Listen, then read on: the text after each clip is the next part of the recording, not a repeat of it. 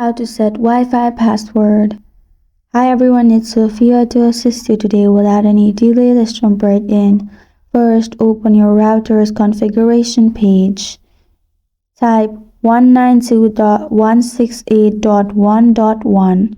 After opening your router's configuration page, you need to simply go to this kind of page.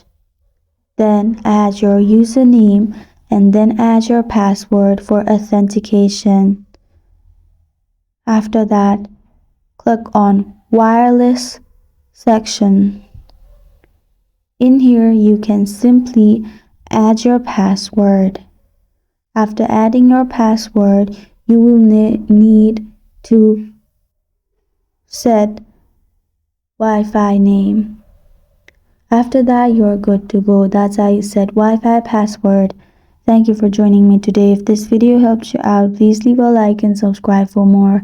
Got a question or want to suggest the topic? Comment below. I'm Sophia signing off. Until next time.